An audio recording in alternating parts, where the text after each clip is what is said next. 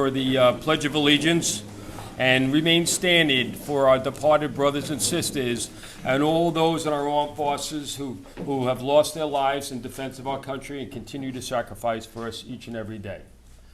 I pledge allegiance to the flag of the United States of America and to the republic for which it stands, one nation, under God, indivisible, with liberty and justice for all.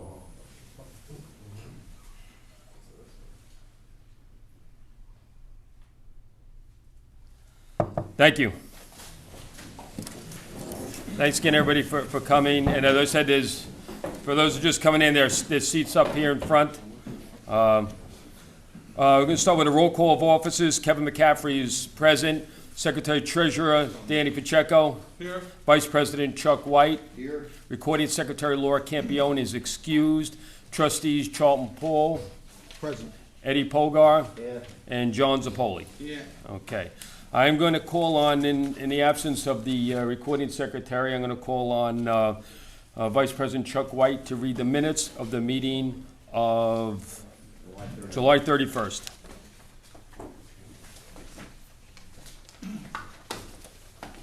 Good morning, everybody. July 31st. President McCaffrey called the meeting to order at 10:15 a.m. There was a Pledge of Allegiance followed by a moment of silence for all our brave men and women of the armed forces who sacrificed to protect our freedom. There was a roll call of officers. President McCaffrey was here. Vice President Chuck White here. Secretary Treasurer Danny Pacheco was here. Recording Secretary Laura Campione was here. Trustees Charlton Paul and John Zappoli. Trustee Ed Polgar was excused. President McCaffrey called on Recording Secretary Laura Campione to read the minutes from April 3rd, 2022, General Membership Meeting. President McCaffrey asks for a motion to accept the minutes as read. A motion to accept was made by Brother Billy Landy, second by Brother Roy Guillaume. Motion passed unanimously.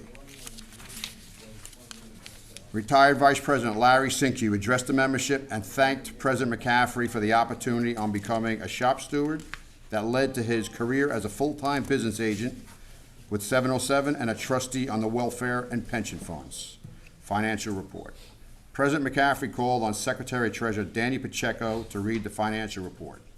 President McCaffrey asked for a motion to read a summary of the financial report for the months of April, May, and June.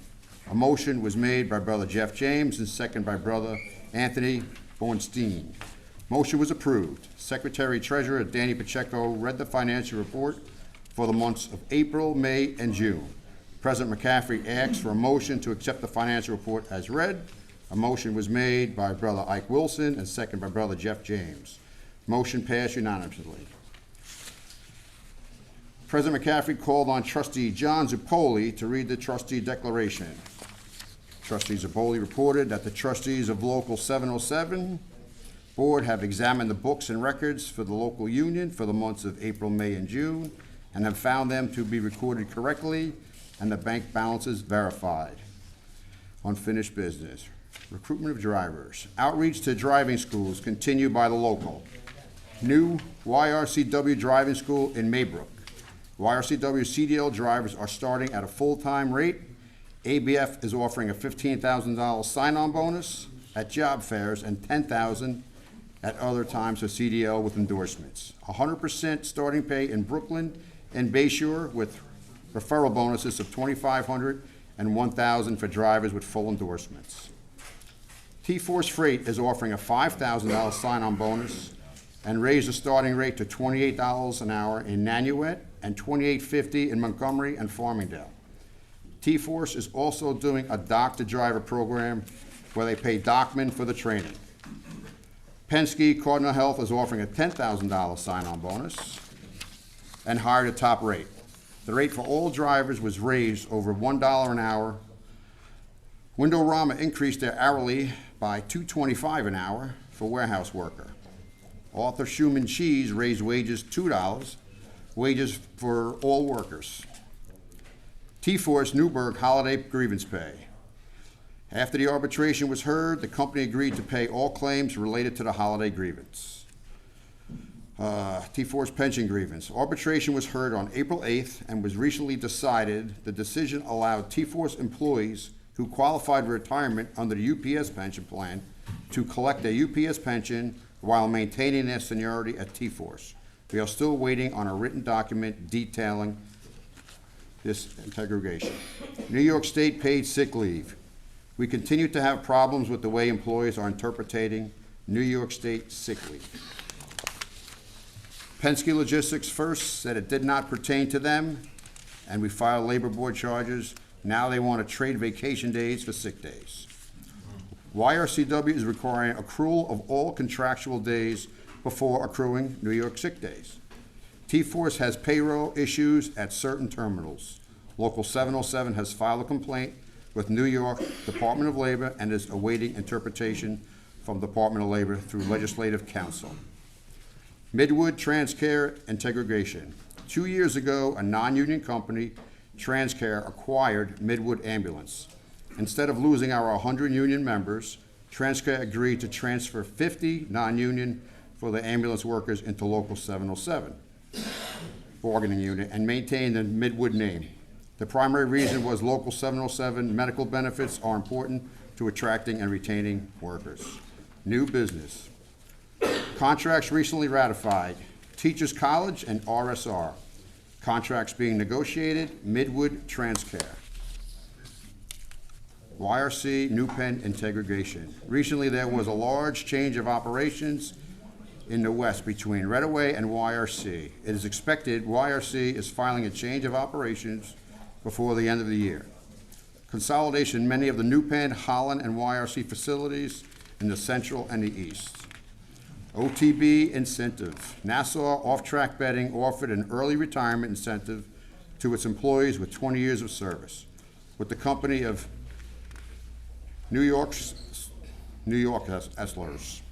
Application must be in the company by September 9th, 2022 in order to qualify for the incentive. Good and welfare. Workers' comp update. President McCaffrey introduced new workers' comp attorney to the membership, Greg Cagiano and Miller. The new attorney explained their roles in the company and how they can help the members with their needs. President McCaffrey thanked Greg Cagiano for sponsoring today's Membership Appreciation Day. Health and welfare. New recommendations on colonoscopies is now age 45. Electronic EOYs update personal information as things change. Examples. Address beneficiaries. Dental is with DDS. Vision is with Davis Vision. Non-pro providers. If you receive a check from the welfare fund, please cash it or forward to the doctor in a timely manner. The fund will not pay non-medically required COVID testing required as per CDC guidance for illness or exposure. Examples for non-covering tests are that testing performed as a condition of employment, attendance at a school, or vaccinations. Surprise Billing Act. Notice was sent out in December, but a correct notice is being sent out to correct effective date. Effective September 1, the Surprise Billing Act will take effect for our welfare fund. When you have an emergency and are treated an out-of-network provider at an in-network hospital or ambulatory surgical center, you are protected from surprise billing or balance billing. The bill stops the practice of allowing out-of-network doctors to balance bill participants for the difference between the fund allowance and what the out-of-network provider charges sometimes, 10 to 20 times the allowable. These providers may no longer balance bill the member.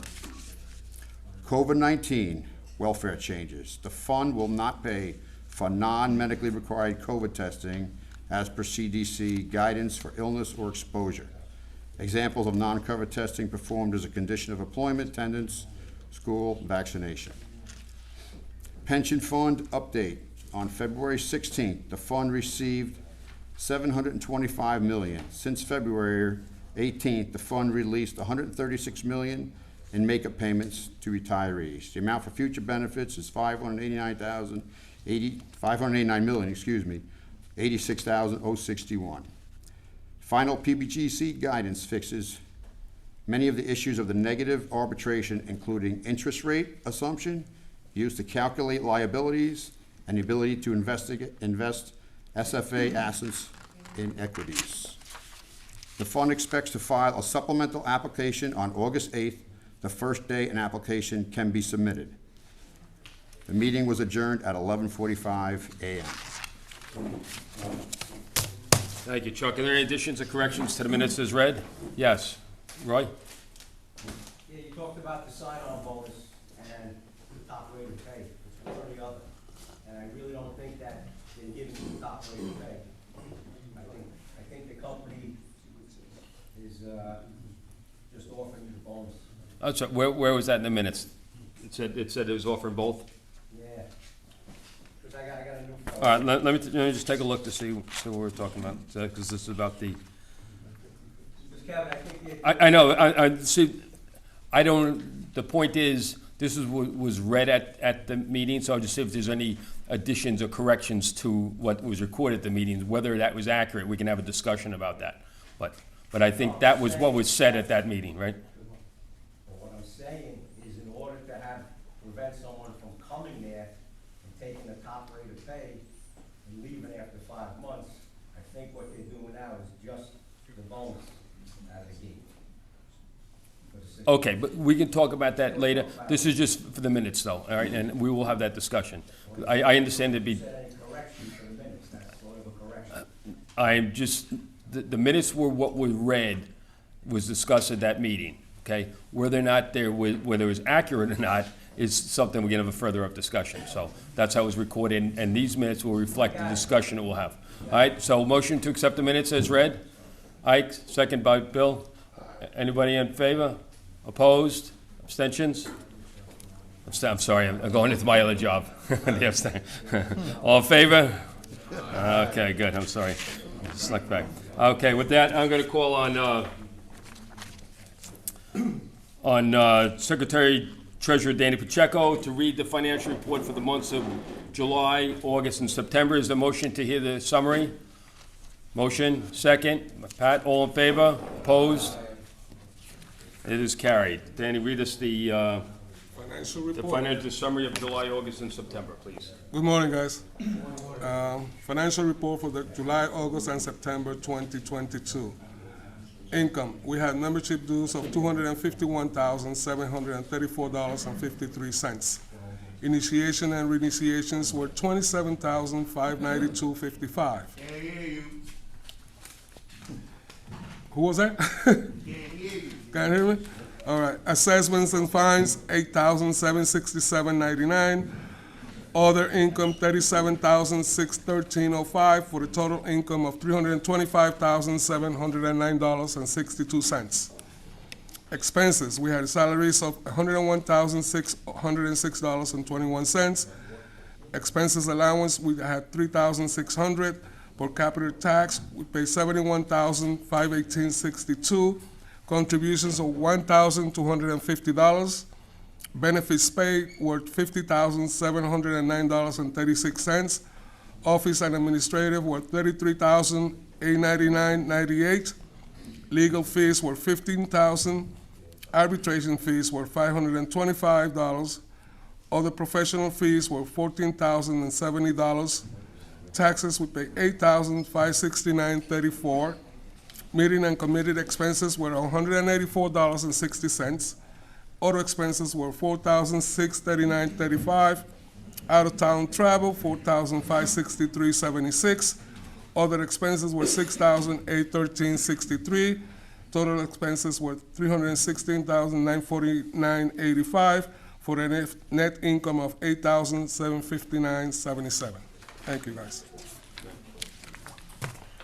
Are there any additions, corrections to the financial report as read? Hearing none, I'll accept the motion. Motion, second, all in favor? Opposed, abstention? Abstention. Okay, motion is passed. Next, I'm going to bring up, at last meeting, we had Caggiano and Miller come up. They are someone we're going to be using more and more as workers' comp attorney as our referrals. As you know, Stu has kind of moved on to Minnesota more often than in New York, so we thought it was time to bring somebody else on. And I've known Greg Caggiano and his associates quite a while, and they've done a lot of good work for our members. They do a lot of work for other locals as well. And so as was the practice in the past, we've always brought somebody up just to talk a little bit about changes in workers' comp programs, some of the things that you need to look at, be careful of when filing a claim, et cetera. So we have with us today Rob Rogers, one of the attorneys from Caggiano and Miller. Rob, you just want to come up and give us pass on some words of wisdom about workers' compensation coverage? Absolutely. Thank you, Kevin.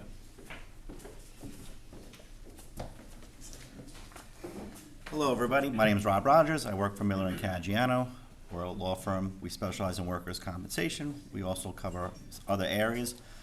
But with workers' compensation, the key is you have 30 days to notify your employer when you have an injury. So you have to make sure you get within that time frame, otherwise they're going to think it's an afterthought and you're going to got injured at home or somewhere else and they're trying to put it on the job. The second step is once you notify the employer, before you fill out any paperwork, make sure you talk to the union, because whatever you write down they're going to take that as 100% fact. And sometimes you may just kind of give the brief details but not the intricate details, which are very important to how the injury occurred and what injuries happened, at that time. Because if we don't get the proper injuries right away, same thing. We try to add it on 2 or 3 months down the line, they're going to say it's an afterthought. So it's always important to discuss with the trustees, discuss with your attorney before you fill out any of the paperwork with the employer.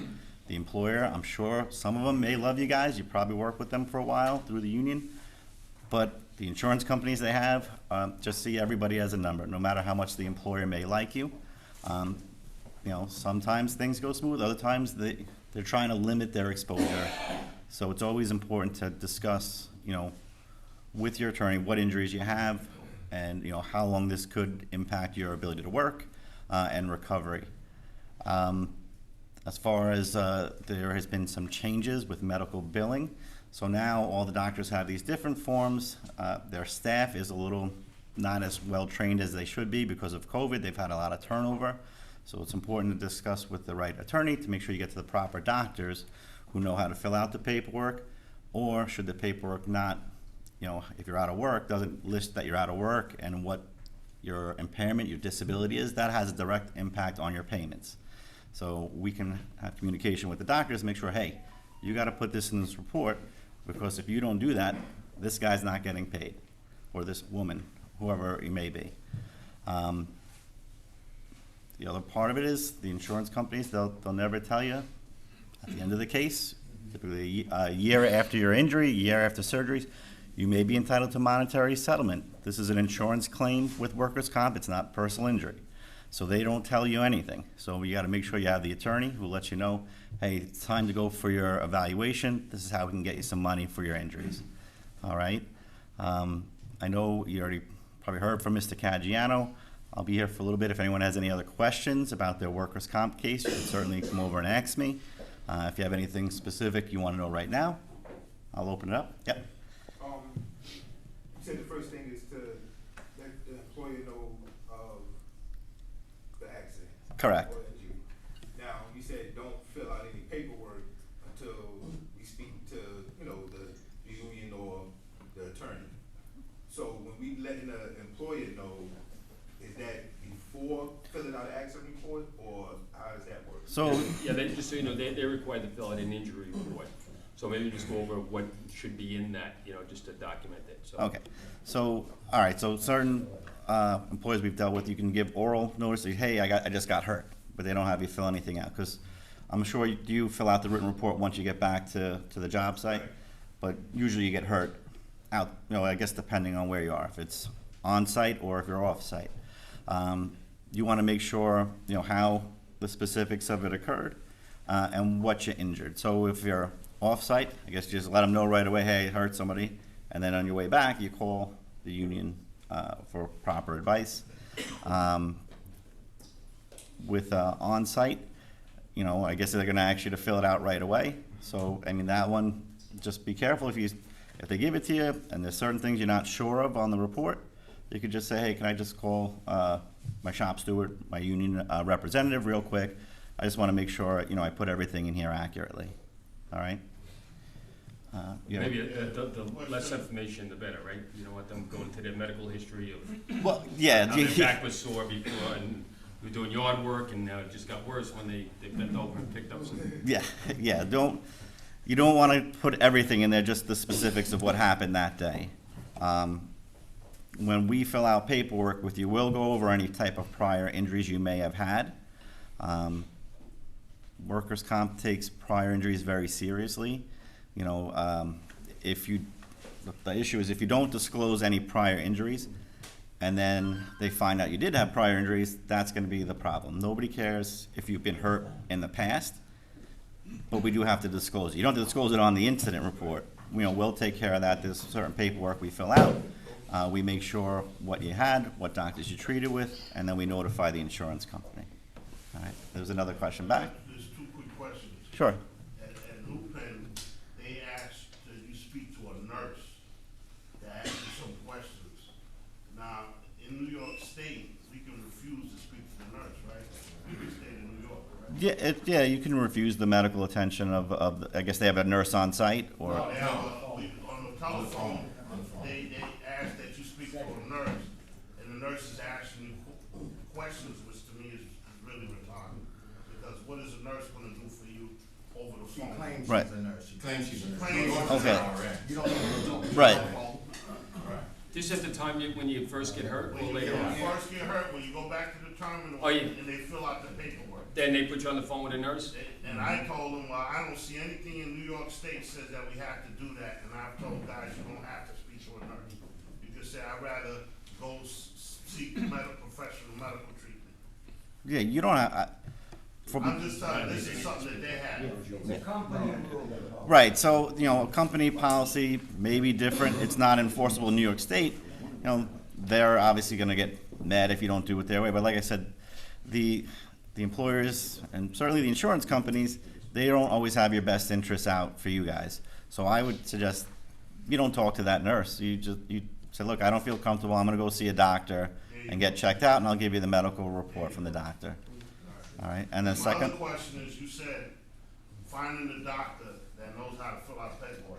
I Yeah. mean, the guy's hurt, he's never been through it before. How will we establish what doctor knows what he's doing and what he don't? well, that's why, On the form. right, so that's why it's better to have a relationship with, you know, law firm that can get you to the right doctors. So, you know, sometimes there certainly are very good doctors, but their staff may not, you know how to fill it out, or, you know, their head's up in the clouds, they're trying to fix you, but they're not thinking the second part of it is, hey, I'm out of work and not getting paid. Right, okay.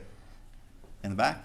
And now, John, you have it posted that when we fill out the report, we have to talk to this nurse practitioner, okay? And they're very adamant about going to the hospital right after work, okay? And if we refuse to go to the hospital, we threaten that your case might not be valid.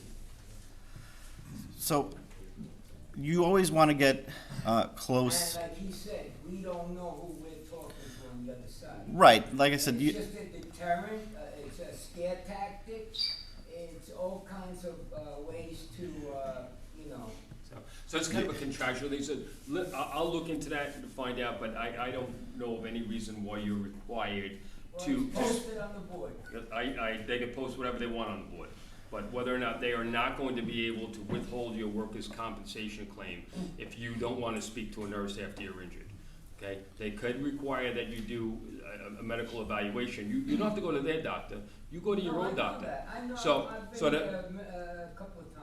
I mean, Okay, but I'm just saying, you don't have to speak to the nurse, okay? There's no Well, contractual they make you requirement, talk to and them. I don't think that there's a legal requirement that they speak to the nurse. No. Other than just, and if you do, all you do is what you wrote down, the least amount of details that you put on the act. I was lifting a box, I hurt my back, that's all I know. And then they have another person following the next day, calling you up, well, you gotta make sure that you do this and you do that, I'm a liaison, and you have Well, to so- tell me that, you know, what doctors you're going to, so I could let them know, and I can set it up, so you're all okay, and this and that, she tries to be your. so that's the representative from their insurance carrier.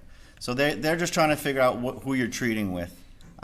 So you could, if they call, at that point, you say, I'm represented, I have an attorney, you can contact my attorney for any of Exactly right. those details. And Okay? we'll make sure, if it's not posted on the board, we'll make sure that all the information and it's Miller and Caggiano, right? Yeah. Don't tell Todd I said, I put Greg's name first. But we will make sure that information is posted, or the shop stewards have access to it. You say, I get hurt, call the shop steward, he'll have the number.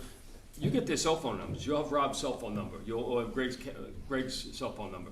I mean, you get attention with these guys. No, And I s- just- No, but I understand, but the point is, before you go talk to a workers' comp guy, a workers' comp representative for the company, you just sit there and say, I've contacted my attorney, you need to speak with him. And that'll end it, right, Rob? I Yeah. stopped answering Okay. the call. Okay. Yeah, So so, you're represented, so, yeah. Could the workers' comp, information be posted at the job sites? Yeah, that's what I just said. We'll make sure, at the very least, we'll make sure that the shop stewards have it. You know, the company's sometimes reluctant to sit there and advertise for workers' comp injuries on the job.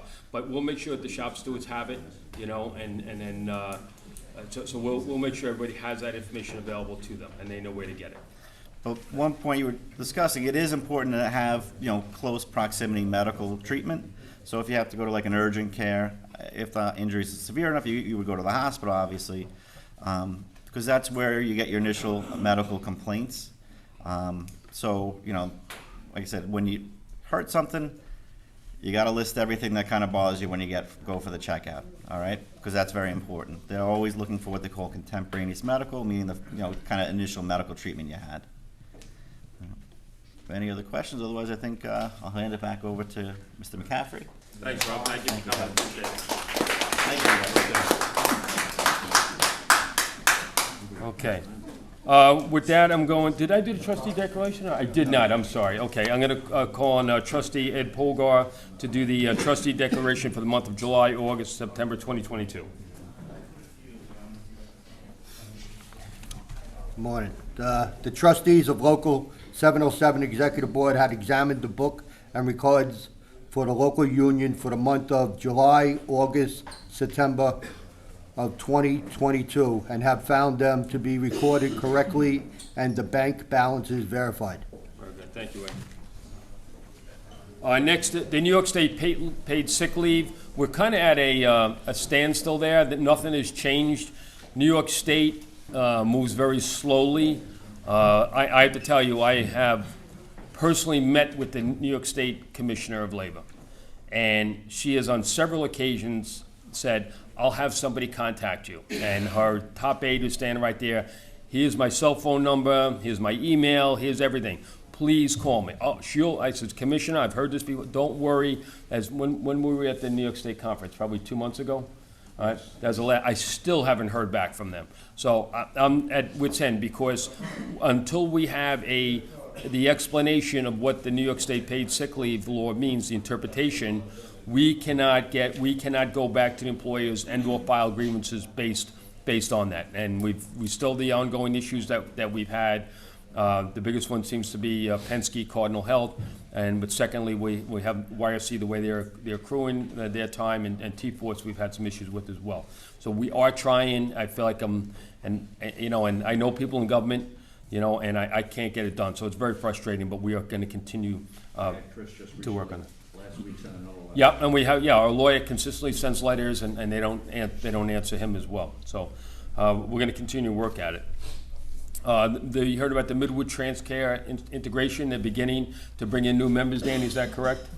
You want to give a report on that? Why don't you come up and give a report on, I don't have a report on it, but so, okay. it's, Then why don't you just come up and, it's the same thing, really. okay, It's the same thing. all right, I'll do it then, okay. I guess I'll do it.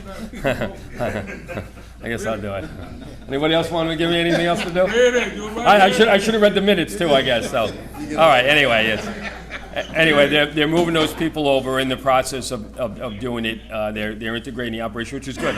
We were concerned that we would lose all those people there, that they would, because a non-union entity bought them out, but one of the things they have to offer, because it's a very tight market in the EMT and paramedic, units. And so the fact that we offer good medical coverage is very enticing to them. So that was one of the reasons they came over. So we're gonna continue that transition of them into us, and it's gonna happen over a period of 6 months. So that's good news. And we gain more members with them. Correct, yes, yeah. Instead of losing everybody, we gained more members. So that was a good thing. So, that's all I have under old business. New business contracts recently ratified. Are there any contracts that we just ratified that I'm not aware of? No, okay. We are, Midwood Ambulance, that same company, we're still ratifying, trying to negotiate that contract. West Side Tennis, ABF Freight is coming up in July of this year. T-Force Freight is up this year, so it's gonna be, excuse me? And Hudson News, okay. And so we're going to be very busy with national contracts this year. Traditionally, I've served on those committees, but so we expect to be doing that again as well. So, but T-Force, we sent out, you would probably received, you a T-Force member, a survey, whether they were sent out in writing, right? Yep. To the job sites, okay. And so they were, they should have received those already. And ABF, we're going to be doing the same thing very shortly, and they're going to be getting those surveys out to the members and then back in. I can tell you we have a new general president, Sean O'Brien, who is going to be very vigilant about protecting your rights. And so we're going to be a good place with Sean O'Brien. We have a new freight director in John Murphy, who I've known for many years. He's also from Sean's Local 25, and John will do a very good job in terms of representing members, and he has continued. He's done that in the past, and he will continue to do that. So you should feel very confident in the leadership you have in the Teamsters now representing you. So and I believe that you are going to see that. In terms of rhetoric that you're going to hear from the Teamster side, and you're going to see that in the contract that's going to be put before you if there is a tentative agreement. But there's going to be differences that there's this year, this contract, they're going to have Teamster members on there. I mean, they're not going to open up to everybody, but they are going to pick certain representatives from certain areas to sit on those negotiating committees. And you know, I've asked if 707 could have a representative. I haven't heard back, but I don't know how many they're going to be. But there will be a rank and file member on every one of those negotiating committees going forward. So we think that's very important. So, all right. And then next year is YSC, as we all know. So next I want to talk about the change of operations. Now, after the meeting, if there's any shop stewards here for New Penn or YRC, please stay. We're going to have a detailed report that we're going to hand out stuff for you guys to have and make sure everybody knows what's in details, answer as many questions as we can. Right now, we have got the change. It's voluminous. We've read through it. We've broken it down. I've spoken to other locals. I've had preliminary discussions with the labor managers. And we've developed a series of questions based on what we were presented. But I just want to kind of give you an overview of what's going on and how it impacts our local. So basically, there's going to be a complete realignment of all of the road operations as they integrate the two companies. We're moving from a model that had YRC, which was two days and more, to integrate their operations with New Penn, which was overnight, and next day or 1 day freight. And so you can't just have them stand alone and try and do things both. So one of the biggest impacts that they're going to have is the road operation. They're converting a lot of these road runs except for very few exceptions, like I think we have Canadian runs that are going to stay as layovers, but almost every one of the layovers will be gone, and they're going to convert those into meet and turns. And as you know, meet and turns, someone goes out, they meet somebody with another driver coming the other direction. So road drivers should be home every night. So if you don't want to be, you're going to have to come up with another excuse where you are. I'll give you a note if you need one. But basically, that's what they're going to do. And the destinations are going to be changing. So the road drivers are primarily going to be any runs that are over 175 miles or more, or 200 plus, doing those turns. And after that, if it's less than that, it's going to be utility drivers. So utility drivers are gonna be domiciled, and I'll go over some of the details that I do have right now. They're gonna be domiciled in every one of the end-of-the-line terminals. Are gonna have road drivers doing meet and turns, and they're also gonna have utility drivers that are going to be going to different facilities. And as you know, the utility drivers go, they bring the freight there, they work the dock, and take that freight back to their home terminal when they're done. And so that's what the model looks like. We're gonna be going to places we never went before in terms of YRC, and New Penn will be going to places that they had never gone to before as we integrate this operation. But basically how it's gonna impact us is several. And I'll talk about first about what's going on in the downstate area. And the biggest thing that we're gonna see is that they're gonna close the New Penn Maspeth terminal. Okay, that is gonna be closed, and they're going to move all of the dock work over to YRC in Brooklyn. Then they are going to move the work that was done in the city area, a lot of the city area, over to Brooklyn, the P&D work. The rest of it is gonna go to the Plainview terminal and to the Deer Park terminal. And additionally, Mount Vernon will absorb a lot of that freight that was going to the Bronx, et cetera. So you're gonna see the Mount Vernon terminal, and I'll go over some of the preliminary numbers that they sent us. And believe me, this is all subject to change because we don't have any backup, any justification for these numbers that they're giving us. We expect to meet with the company probably not this week coming up, but the following week they want to meet with us. And it'll give us a chance to be able to develop more questions. I've sent some preliminary questions already, but it's going to be based on feedback that we're going to get from the shop stewards. That's why I want to have a meeting just with them after this meeting to see what their concerns are and make sure that they're addressed. So in terms of the city operation, their proposal is for the New Penn Maspeth terminal to close, and the Mount Vernon is going to gain work for the Bronx and surrounding areas. Are they going to Westchester, Chuck? Yes, they're getting some of the northern parts up to Peekskill. Okay. Maybe we'll be taking from Peekskill up. So in terms of the downstate area, so a lot of these smaller satellite, not smaller, but these satellite terminals are going to grow. And some of the questions we have but I just want to go into a few questions and we'll go back. And just give me an overview, then I'll take some questions. So a lot of these the terminals that we have, like we have the Plainview terminal, it can't handle the amount of people that are in there now in terms of the break rooms. First of all, it's 13 by 13. Johnny measured it, right? And with a table in there. So I don't know where these guys, and they're gonna gain supposedly 18 local cottage drivers. I don't know whose laps. You're gonna take turns sitting in each other's laps. But beyond that, you can't park your personal vehicles because there's no parking on the street there. So you can't even park your personal vehicles there. And then if we bring in another, say 12 or 15 pieces of equipment, we can't park all the equipment that they have now, right, John, in the yard? And it's very tight. There's 30-something doors. I don't know how they're gonna do it. So that's one of the concerns. Deer Park is a bigger terminal. They're expected to get another 20 P&D drivers. That's a combination of dock and P&D drivers. So, I mean, they've got a little more capacity there. We have 52 doors, right, Roy? Right? And probably most of them are usable. We got a dumpster in a few of them, 50 of them. So there's a little more room there. There's a little more yard space. It's a little more manageable there.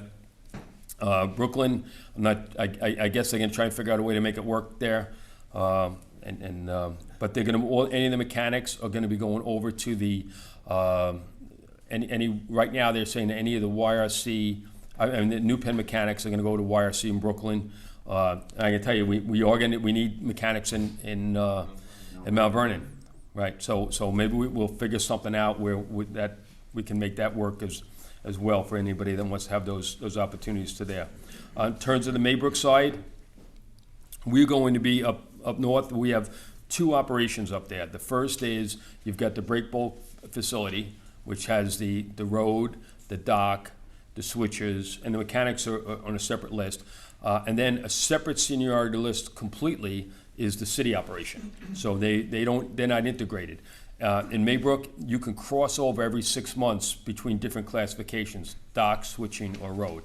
But it is one master seniority list. Once a year they can cross over. It's once a year. They have a crossover. Once a year is a crossover. Within classification. Correct, okay. So once a month, you can change over different classification, but it is one master seniority list. So they will have that integration that they can work. I don't know what they're gonna do with the city operation, but as I said before, the way they're planning this, they're gonna create what they call velocity centers as opposed to break bulks, and it's because they need to be able to move this freight, the New Penn freight, as well into one, because they want to be a carrier that's going to do overnight, next day, 1 day freight, and then the long haul freight as well.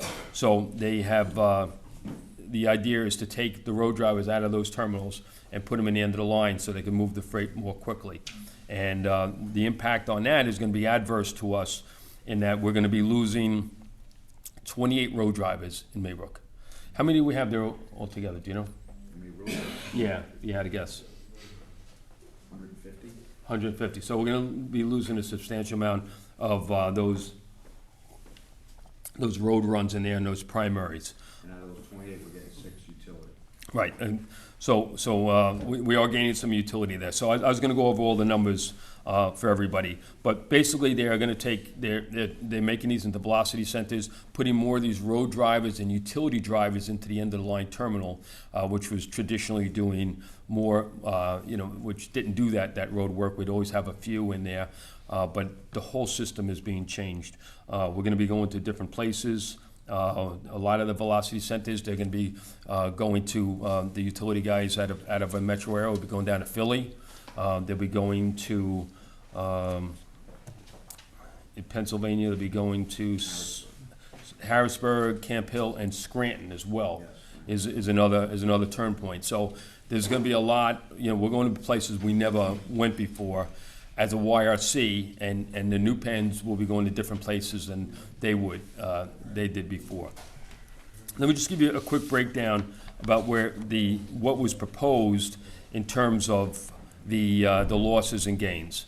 So obviously the New Penn Maspeth Terminal, they have its 68 local cartage drivers for 707. They are going to be going to different places, and we're going to go into more detail. Like I know you're interested in what's going on, where they're proposing these moves to be, the list of all the zip codes.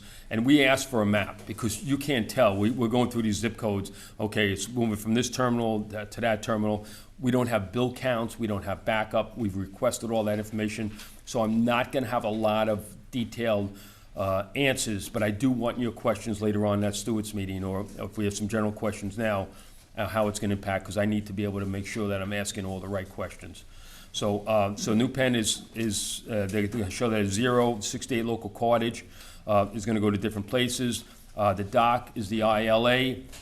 It's a little difficult because I'm not sure how they're going to do it, but they cannot just absorb the ILA into, and the Brooklyn dock is ILA as well. So they're going to just, for I think ease, they're going to move that into there. That's the ILA's issue to work out, not with us. It doesn't look like there's any dock moves going to any of the other surrounding terminals, which makes it a lot easier, because then they're concerned about withdrawal liability on the ILA side, because they probably got, they have probably 75 members in their whole local right now. So I'm not sure how they're doing it. But they have a pension fund that needs to be, that they have. So there's withdrawal liability if you pull out of that fund. So they're trying to keep the ILA guys working. As I said before, all the mechanics will be offered work opportunity to Brooklyn and or other places that we need mechanics, because their work is going, a lot of the Maspeth work is going to the Bronx, so we could justify moving mechanics up to Mount Vernon where they're desperately needed. So if any of the guys that live up that way may want to be interested in those work moves, they don't show that initial change, but it's one of the things that we're going to be looking for as well. So YRC Brooklyn is going to gain 23 local cartage drivers, 2 road drivers, 2 utility, and any of the mechanics that are coming over from the. How many mechanics are there at New Penn? 6. There's 6, and I think, how many do we have in Brooklyn? 2. We got 2. So we need them, right? Yeah. So everybody's going to be working, There's 6 in New Penn. No, they won't need all 6. We'll have mechanics to be able to go to Mount Vernon. Yeah, absolutely. I know it. You need 2? You need them. The way these trucks break down, you need them. I know that. You need a mechanic right along with everybody. We can probably use them. So it'd be a helper. Is that your helper? No, it's my mechanic. He's on standby.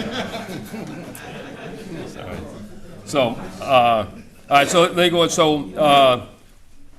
LGI, which is the Plainview Terminal, will gain 18 local cartage, and that's a combination of P&D drivers and dock, 2 road drivers, 4 utility.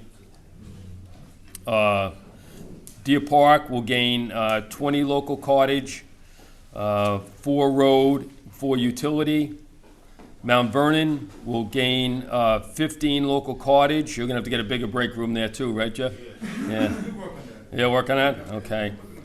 2 road, 3 utility, and we're gonna try and get you some mechanics. The YRC break bulk is going to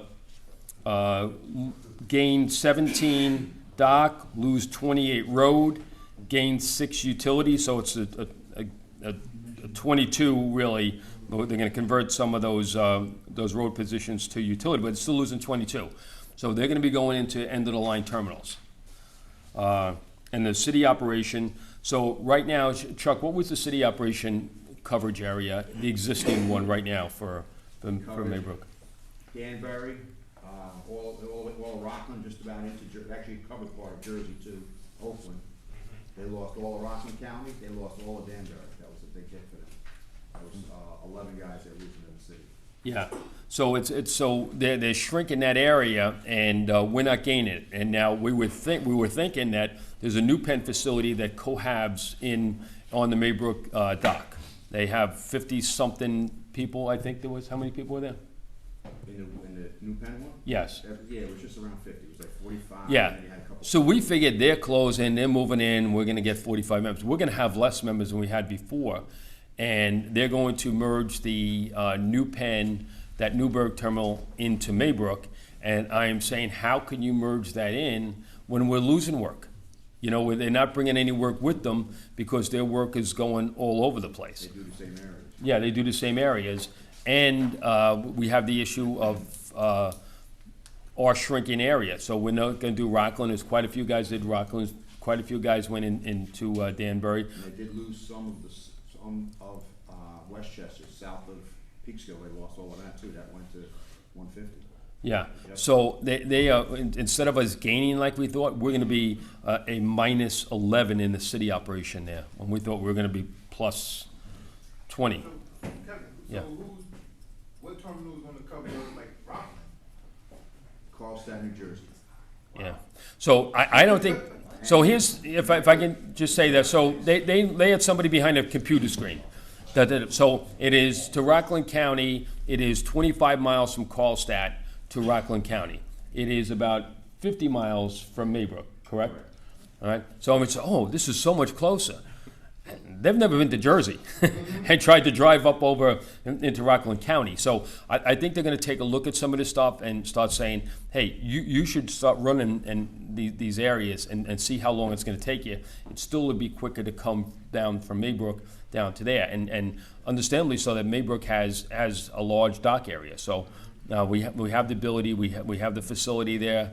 And so these are the kinds of things that we're looking at. Ike? Kevin, I mean, we ran from New Penn, we ran all the way up to White Plains, we done that for years, and we get over there quicker than they do from Newburgh.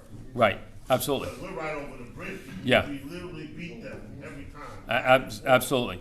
So, but there's somebody behind a computer screen, so they're looking at all this stuff that we're gonna go back with them, sit down with questions, and they have to go back to the guys behind the computer screens and say, hey, look, did you consider traffic, bridges, tolls, et cetera, when you're looking at this stuff, instead of just saying, well, this is closer, let me draw a map here. So, but we don't have a good handle on, I've got a book over there with probably 500 pages of zip code moves. We just gave up trying to figure it out. But we asked them for maps so you could easily show where the freight is moving to and from. So we're gonna, the next time we have a meeting before the change, and we'll have a special YRC/New Penn meeting to discuss that, and we'll have more answers to those questions. But I kind of wanted to give you, at this general meeting, an overview of what was going on, and then have a little more detail that I can share, including seniority lists, et cetera, with all the shop stewards, so we can you can help me ask the right questions. So. And I just want to say, and I want to leave out the clerical workers. I don't have the clerical work moves for some reason. I didn't include it on the sheet, but I will get them to all the shop stewards what the proposed changes are in clerical workers. But yeah, this young lady has a question, yes. Hi, okay, I'm a clerical at Master's Terminal, Okay. and Because there's a big guy in front of you, and they can't see you. At least remove the mask so we can hear you. Okay, whatever you're comfortable doing is what you do, okay? So go ahead, we'll listen closely. okay, I'm from the Master's Terminal, and I'm looking on the list here, like all the gains and loss. Yes. My Mastiff is going through Brooklyn and the Deer Parks, but nothing in Mount Vernon. I live in Westchester. But I see all the trucks is gaining in Mount Vernon. Yes. So what about the clerical? Not They will the be, clerical? yes, some of that work will be going there, and we'll insist that the clerical workers be able to follow that work. Okay, but on the list here, the sheet, New pen. it did not list that. I understand. This is just what they sent out. There's a lot of things on here that we don't agree with. And we're gonna insist, if work is going to that Mount Vernon terminal, and it's hard to tell how much it is, we're trying to get the bill counts and everything else, and we're gonna say, hey, you need to take mechanics, you need to take clerical workers with you as well, okay? I'm right in Westchester. I'm like 12 minutes from here. Okay. Well, we will, I don't know where you are in the seniority list, but we will be able to, there are gonna be work moves from there to the Mount Vernon terminal, okay? So generally what happens is, they have follow the work moves, and everybody remembers I know you want to put it in the rearview mirror, that 08 change, that integration between YRC, between Yellow and Roadway. And they had different moves. They had like follow the work moves where we identified work from one terminal to another. And so those people that lost work were able to be the first ones to move on that change of operations and bid into that work. We did it locally. It's a little more difficult now in that it's harder to identify that work because there's this integration. That work some of it was the New Penn work, which is more overnight and one day that we spoke about, and integrating into this 2-day plus YRC model. So, but we're gonna be insistent that they follow the work moves, which would go before the pool moves. So they're gonna say that we're gonna put all the work moves into a pool, unless your terminal is closing. So they're gonna say if your terminal closes, the first ones to bid follow your work, okay? Which makes sense in general practice. But we're losing in the Maybrook area, we're losing all these road drivers, we're losing 11 city workers in Maybrook, and they're just city drivers. So they should be able to, exactly right, should be able to afford it. Even though the terminal isn't closing, they need to be afforded that same right to bid in, to follow their work, because it's going away. So that was one of our preliminary arguments. So but right now, they're just saying, in their general statement, is that unless that terminal closes, everybody goes into the pool, and so somebody from, Tuscaloosa could move, Alabama could move into, the Mount Vernon terminal. I'm not sure it's gonna happen, but that's how they're generally doing it, one big pool of anybody that's losing work. So we're going to make sure that we have the ability to follow the work moves. So It should also respect dovetail, because in some of that language, they're ignoring dovetail, where, your seniority, everything about our contract is seniority. Seniority prevails. It's written in Article 44, written in multiple articles in our contract, and that should be honored Okay. no matter what. So one of the key articles in the contract is Article 8.6, which governs the changes of operations. Okay, and if you're losing work and you justify work going in, you dovetail. Okay, there is no entailing here. It will be a dovetail of those operations. You can be assured of that. If you can justify work going from one terminal to another, that person should be able to dovetail. If you're not bringing any work with you, you have to go to the back of the list because you're not bringing work with you. So you can't use your seniority to say, hey, I want to go to this terminal, unless it's part of that bigger pool bid.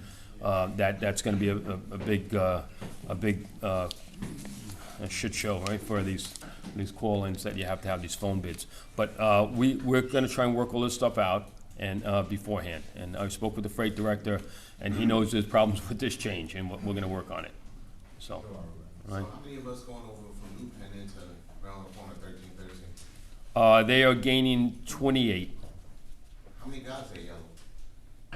At YRC in Brooklyn, how many do we have there? 10. I'm not talking about the ones that come to work every day. I know about on the list. We have the list. Johnny, you have the list, right? Hold on. Hold on. We have the seniority list. About 35? Okay. 35, yeah. So how many guys got under 16? Because I need your 7 classes. So anyway, so we are going to have so we are going to give today at the shop stewards meeting. We're going to give a seniority list to all the shop stewards, so you can start taking a look at where things may fall when you may be thinking about going. And they'll also have the preliminary work moves. These are not in stone, understand? And I did not put the clericals on there. I'm sorry. I'll look to see. I didn't see it in the change, but I'll get it. They'll have it by Monday. Yes, hold on, brother.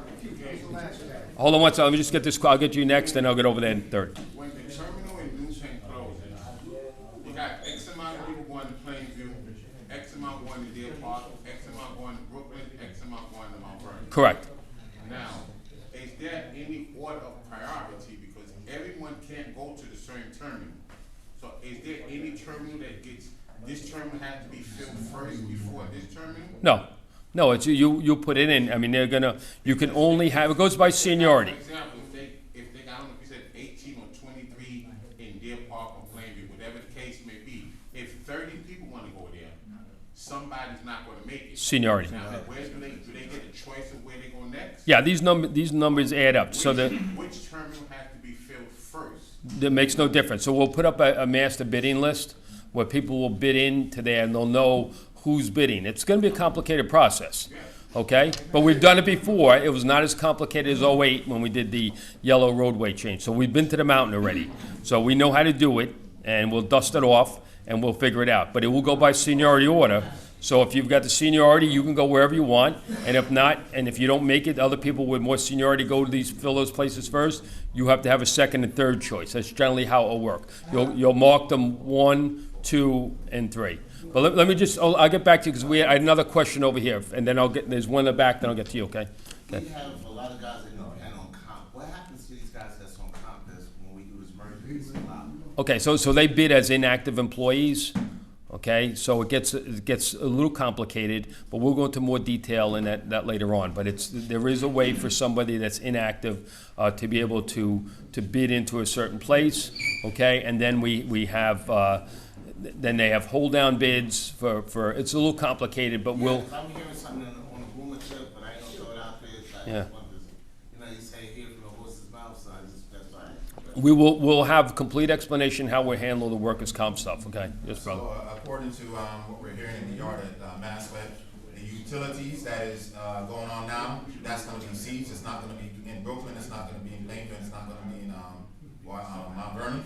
The utilities? That are doing the night runs. Yeah, well, the utilities in Brooklyn are going to gain 2 road drivers and 2 utilities. And Mount Vernon will gain 2 road and 3 utility. So they're going to have night runs. Yes, absolutely. All the terminals. Yes. Let me get this guy, Roy, get you next, and then back over.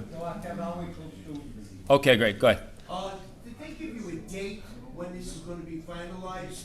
Because they said 40 or 45 days. No, the implementation, they're looking for sometime in the first quarter of 2023 is what they asked for. I don't know how that's gonna happen. That's what I thought they were saying in the No. beginning of December. To me, that makes no sense. No. The holidays and everything else. They're requesting a hearing on this, so. Oh, okay. All right, so, brother, right there. You're talking about all the time that people is gonna be moved from one place to the other. So from Maspeth to Brooklyn, it's gonna be only 23 workers, right? Right, So 28, 23. I'm gonna say my case. Go ahead. I have been with the company with Newpen for almost 7 years. I'm not making it in that 23 people. Hold up, fellas. This is important. I'm not making it to that list, the 23. So you're gonna move me to whatever, I don't know, probably Deer Park or Plainview. I don't know, I guess. This is the thing. I live 5 minutes away from Maspeth. So now when I have to go to Plainview or I have to go to Deer Park,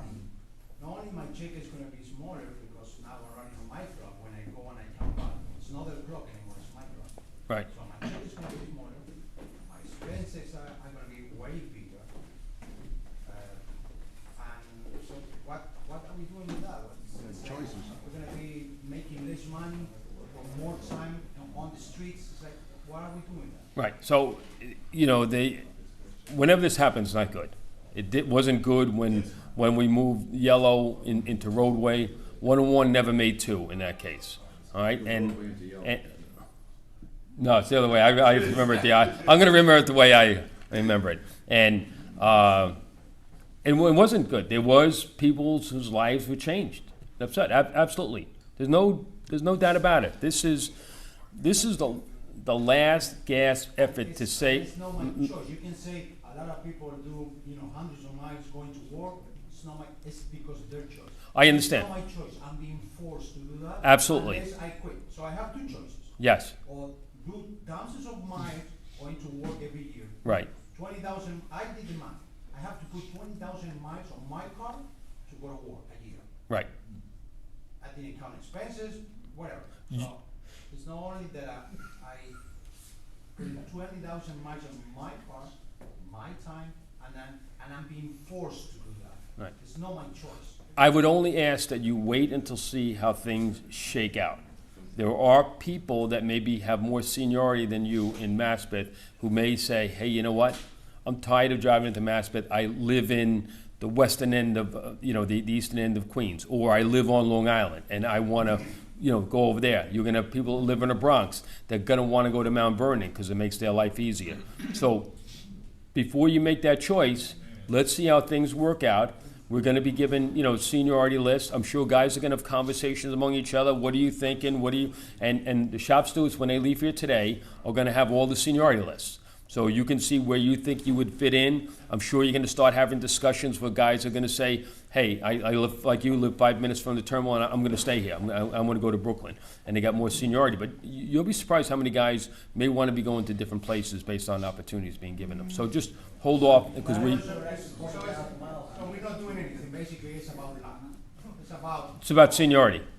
It's all about seniority, and he decides to go to that's correct. And as I tell people, and when I first started on this job, and I came on, and seniority sucks until you have it. And I think I was 10 years in, and all of a sudden I got the 4th of July week for vacation. I thought I hit a jackpot. I couldn't believe it. But it does, until you have it, but we have to respect seniority, and unfortunately, sometimes it hurts in other ways, so. I just want to speak on the change. Nobody likes change. When I started at Roadway, this is before the merger, I started at Roadway in 2008. At 2009, that's when the merger happened. I was the bottom man on the list. I got laid off 4 times. I got the final layoff I got up in 2010. I could have came back to work. I didn't come back to work. I stayed away from the company for 3 years because all the BS that was going on. When I came back in 2013, the same guy, I didn't lose anything. I was the bottom guy again, and that's when they started hiring everybody. To me, I got lucky because I didn't lose anything. But nobody likes change, but one thing is inevitable. Either you're gonna adapt, you're gonna migrate, or you're gonna become extinct. So those are the choices that we got, and that's the hand we dealt with. So, like, I understand your point, brother. You got 7 years. Everything happened with me in 2 years, and I had to make a decision. The good thing with you, which I didn't have, you have a choice to go somewhere else. So I have to lose the job. No, We don't know. We don't know yet what's going to happen. No. I'm not saying that you have to go. I have to lose the job. No. I'm not saying you have to lose your job. You can go work at another terminal. That's what I'm saying. You have the choice of working at another My terminal. choice is 45 miles away, 2 hours driving. Okay. So let's just, I don't want to get into, but let's see how things shake out, okay? We're going to share the seniority list with everybody, and the students will have it. Guys will start talking about, hey, I want to go here, I want to go there. You get a general sense about what's going to be happening, where you're going to shake out. So, Roy, and then... Kevin, given the numbers of the people that are gonna be assigned to these other terminals or off these other terminals, what if the work does not warrant 20 people coming to the park? Once once you find out, and according to what I was told, we're only gaining about 100 bills from east of 110, Yeah. the rest of our area. That's not gonna put 20 T&D drivers to work, 100 bills. No, You really think they're gonna send everybody out with 5 bills? right. I don't have, No, what I wanted to ask you was, this is not etched in stone, you're gonna be able to say, listen, that terminal does not require that many people based on the bill count that they haven't given you yet. that's correct. So I requested but have not received at this time bill counts. And, you know, I understand, maybe you called and found out, but I requested it formally, that's how I need to do it. And I can't take, you know, I just have to wait till I get them, and we're going to follow up with them, we're gonna get with the stewards and say, hey, they're telling me they're moving 300 bills, and you're saying, no, it's only 100, and I'll have the ability to be able to dispute that, but I'm gonna use the steward's help on them. I understand, I don't want to worry about that too much right now. Good. What's gonna happen with, Guys, just keep it down, please. Guys, keep it down. you got a lot of, non-CDL drivers, in April. And some of them, you might have a guy with a CDL that's on the bottom of those guys. Okay, so there, in that further one that I gave you, there's a breakdown of box truck, the non-CDL drivers, whatever, movement to each one of these terminals. I didn't give that whole complete breakdown, okay? But I'm gonna give that information to the shops that will have it. I was trying to give an overview. Yeah, so. Okay. There any more questions? And understand, if your shop steward, kind of hold your questions until after that, and then we'll be able to make sure that we disseminate as much information as we have. Last question for me. Yes. This sounds like trial and error type of thing. No. They're just putting place everyone at the moment and see how it's going to work out with the 3, 4, 5, 6 months. And then when they realize, oh, okay, this is not enough work, or we don't have that much work, are they gonna start laying off like in the 5 No. Well, let me clarify. It is not trial and error. There's got to be a justification for them moving work into another facility. They have to justify it by bill counts, and there's a formula for dock work, you know, for drivers, how many bills per hour, et cetera, and same thing with the clerical workers. It is not trial and error. But in the event that something happens, there is, the change committee always holds jurisdiction for a period of time to make changes to those work moves based on things that they may not have been aware of, et cetera. So it's not trial and error. We've been through this before. This isn't just say, let me put some people here. There's got to be a justification for it. We're going to demand that those numbers add up, and that people are moving into other terminals are bringing that work with them. Okay? So I just want to dovetail off what Sure. Crystal mentioned about the last part, what she mentioned about layoff. Because of the Affordable Care Act that this company got, and the money that was infused into this company, it was assured by the government, they were assured by the government that there would be no layoffs, as Crystal mentioned. So what's the understanding is that, as far as the union representative telling us? Because that shouldn't be. The government fund this company money to make sure we have Right. stability with work going forward. So Right. it shouldn't be coming at any point, 100 bill, 50 bill, 1,000 bill, that we now as workers are affected by that. Okay, and I think you're referring to a loan that was made under the American Right. Rescue Plan. Right. But that is not a guarantee for life, that they're never gonna lay people off. I can assure you that. That was not a provision in that loan guarantee, okay? So- The purpose of it was to avoid layoffs, et cetera, but they're not, if they had a drastic drop-off in freight, say, you know, they lost 10 of their biggest customers, and there's no freight, that doesn't mean you're guaranteed work for life. That's clearly not what the intent of it is. Okay, so I wish it was, but it is not. Okay, so, but, So as workers, we're pretty much screwed. no, I don't know why you're saying that there's gonna be layoffs and that you're gonna be screwed. I can tell you, if this company did nothing, this company wouldn't be in business for very long. I mean, they can, It's not gonna be a layoff, but they're forcing people to quit. well, let's, as I said, my brother, Jobs have daily layoffs, it's called a shake. right, but let's wait to see what happens. And listen, we're, Oh, sorry, guys, I got work up to including Kevin McCaffrey. Well, a lot of us walk and paid our That's right. A lot of We us all did. walked and paid our dues. I remember working 3 days a week, and so when I first started, and Roy hates to hear this, when I started in 1978, it was, and that's why I made the list, but when I was shaping for 2 years, and you had to know somebody to get these jobs. Now I hear about these signing bonuses or anything else. I think we all had to pay to get the job, let alone get a signing bonus. But and if you're fortunate like me, you made it by mistake. They didn't count right, you know. So, but Forget the days of the hall. that's right. So anyway, this company has got to. We are still paying for the sins of Bill Zollis. Okay, New Penn should still be their own company. They should have never ever been touched. Roadway bought them, kept them separate. They thought that was going to be for life. All right, we're going to put this next day or 1 day carrier over here. They're going to make money for us. They continue to do. They have a different model than us, and it worked. Okay, there's no way that Bill Zollis should have said, "Hey, I'm going to go buy this company that does the same work that we do right now, and then maybe we'll integrate the operation just to gain market share." It was the craziest idea, and it was all leveraged money. It was all borrowed money, and in 2008, it all came crashing down when there's no more borrowed money. The housing market crashed. You know, you were afraid to hold treasury bills that they weren't going to be worth what they were.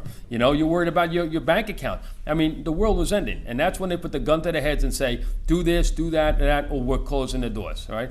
I don't think we're not in that same situation here, but I tell you, if they don't do something, okay, if they don't figure a way to manage their business differently, and I'm praying to God that this is the silver bullet that does it, keeps them business, and I don't know what's going to happen. I keep telling people that this is a company that has 9 lives. They've used up 15 of them already. But I mean, only so much. I mean, they got this loan that came in from the government, $725 million. You know, we would have been out of business if it wasn't for that right now. So they've got to do something. They're looking at it. Are there going to be adverse impacts on some people?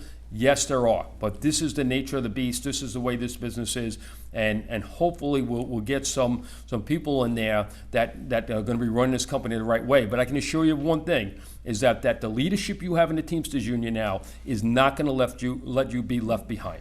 Okay, I can assure you that.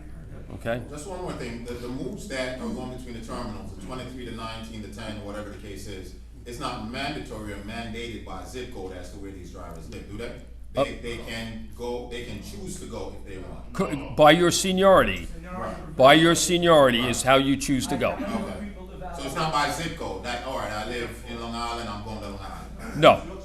Okay. It's going to be your choice, and it's by seniority. But you can only follow zip codes.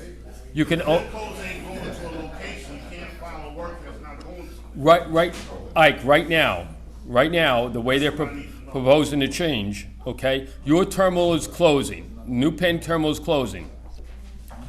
You can go anywhere. Okay, every one of these other terminals are gainers. They can't bid into a guy that's in YRC Brooklyn. We're gaining. They can't say, "Oh, my ship's come in now. I can move out to Deer Park because I live out east." They can't move. Okay. I understand that, but I'm gonna just bring up Mount Vernon. Okay. There's conflict there. If we're a closing terminal and they're gaining, I did the math. If you add in Mount Vernon, you're looking at more than 68 positions. That work is coming. They're following work from Maybrook down to Mount Vernon. Yes. Those guys are allowed to follow the work to Mount Vernon. Right now, the way the change is proposed, because the Maybrook facility is not closing, okay, they are not allowing the Maybrook guys who are losing that work to go down and follow their work to Mount Vernon or New Jersey, because they're going to be doing the Rockland. That is one of the rubs that we have right now. Yes, it's a problem. And we've already had preliminary discussions with them. I've already sent a preliminary email with them, say, this is our first review of this change. These are the questions that we have. Okay? We're going to have a meeting with the shop stewards after this. We're taking notes here today to hear some of the concerns that we have from the members, and we're going to craft all these things to make sure all of your concerns are going to be addressed. Okay? And we'll have another meeting with everybody, say, hey, look, this is what we discussed with them. This is not going to be done in a vacuum. I'm telling you that there's new leadership in the Teamsters. is gonna insist that we have these meetings. They're gonna say, the freight director's gonna call me and say, Kevin, when was the last time you met with your YRC members in a formal setting to get their input? So this is gonna be, it's gonna be different, and we're all gonna be held accountable to make sure that the members' input is heard and that we do something about it and that their concerns are addressed. All right? Kevin, there's a correction on the road drivers in Maple. It's 75, not 150. There's 75, okay. 70, I thought that was 150, I said. Yeah, hit the jockeys and the road Together, drivers. okay. So we're gonna be losing, probably 75, but 33% of our road drivers there, so. All right, so, yeah, it's good, brother. I'm a utility driver, so road is being transferred to utility operation? Road is, it's gonna be a combination of road and, there's gonna be a utility position in each one of these terminals. Now, understanding the losing terminals could have an opportunity to go in there. The way it's proposed right now, unless your terminal is closing, you can't move into these other places, okay? There'll be additional utility drivers now required, okay?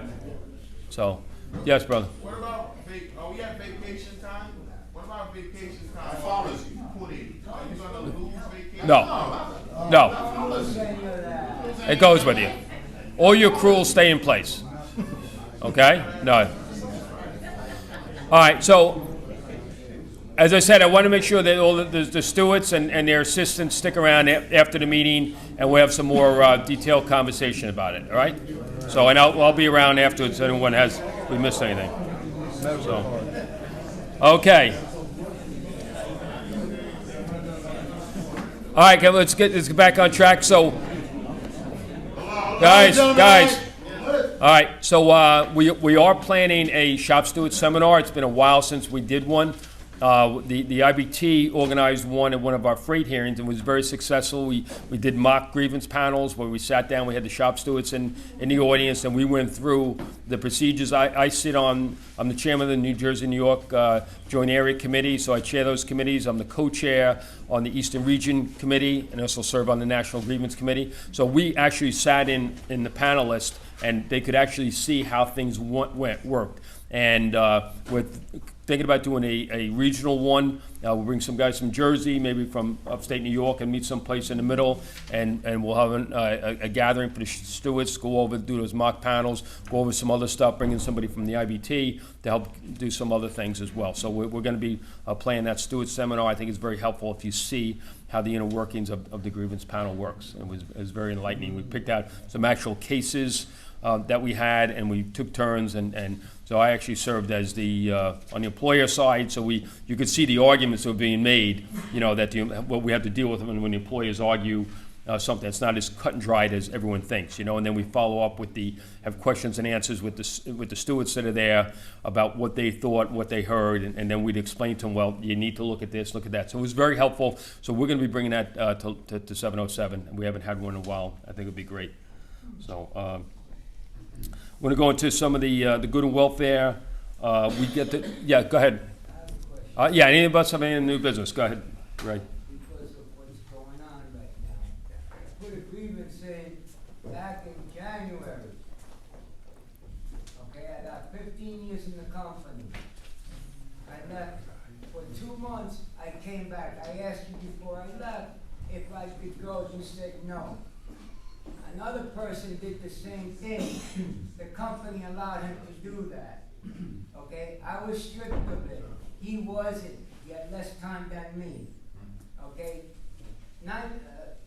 11 months ago, I put the grievance in. I had not heard anything. I paid back $350 that they overpaid me because they said I came back too quick. I gave the money back. I got all my time back. I didn't get my seniority date back, which I was supposed to. He didn't even get company seniority. I didn't even get company seniority back yet, and I still haven't heard the answers to my grievance. Okay. 11 months later. Okay, Ray, I can assure you that prior to this change of operations, coming, seeing the light of I've been day, hearing that Ray, for 11 Ray, months. Ray, I can guarantee you before this change of operations is heard, or you make a determination about where you need to be, or anyone moves into that terminal, that your grievance will be heard. okay? Am I gonna get at least my company time back, which I paid back to it? Ray? Paid back for it. Ray, your grievance will be heard, okay? I can commit you to that, Yes. okay? All right, Yeah. one of the bosses came into the break room the other day and she was talking about enrollment. We got enrolled in a new medical plan or something? No. No. No? Is that anything, I don't know anything about that. Oh, shit. No. Okay, I don't know what she's talking about. okay. That's good. I got to ask about the new operation now with the doubles and doubles rather. And Yeah. On the moves between the terminals, some of us have assigned vehicles, tractors. Are we able to take those with us if we choose to move?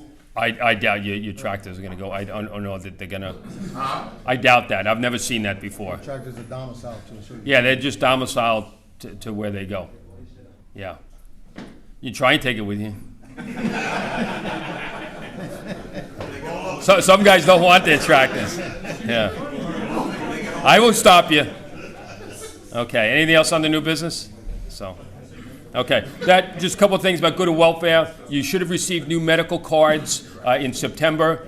Understand that those numbers on there are different than the ones you had before. So every time you go see a doctor, you need, they said, has your insurance information changed? Yes, it has. I have a new ID number that you need to give them. Yes? How are they gonna make room for the clericals? I mean, like, some of the spaces like Brooklyn, we're like, where are we gonna fit in there? We'll figure it out. They'll figure it out. They'll figure it out. They do. No, they do. They have a lot of office space in there. They got it. They got a lot of office space. Yeah, no, there'll be space there. That's the least of our worries. Yeah. So, no, you're not going to the basement. Don't worry. Don't listen to them. All right. Well, you'll be proper accommodations be made for everybody moving. So, all right. So, as I said, the new medical cards. Make sure you give that information because it has changed to your doctors, or else they'll come back and saying that you're not covered. Anthony. There's a problem with urgent care with the co-pays. They're insisting at $50 a copay. Yeah. Okay. They actually refuse to see my wife Okay. over the copay. If you look on your new cards, what does it say? Doesn't say anything about urgent care. Your new card, your $15. new cards will say $15. They refuse to see her over the copay. Then you just have to say that you're going to make up. You have to sign something saying if there's anything different, you would get that money back. If you have a specific urgent care, I really haven't heard of that on a regular basis. Let's talk after. What was it? Okay, we can clarify. That's Northwell Health. We can fix that. I'm paying 50 for urgent care. Okay. No, 50. What is this on? 50. 50. Okay. That's how much. Okay. So is it Northwell Health? Is that what you're going to? Yeah. Okay, so if it's that's easy to fix then, okay? We make sure that they know. But it should be on your card. It doesn't say the new card, it doesn't say that? Okay. All right, well, okay. Okay, we'll get it straightened out, okay? All right, so we got the new medical cards. You should be receiving those COB census forms. That's the coordination of benefits where you get it and they say, does your spouse or somebody else have coverage? You have to list your dependents, et cetera. Please send that back. If you don't send it back by the prescribed time period, they're going to pen your claims, meaning they're not going to pay your claims until they get it, And they just reminded me when I walked to the office, they haven't gotten mine back yet. So, it all kind of slips our mind. But if you need one, call the office. As you know, they're there from 8:30 to 4, 516-560-8500. You don't get a voicemail. You get somebody that answers your calls right away. They'll say local 707. So, but make sure that you fill out those COB census form. We talked about Surprise Billing Act.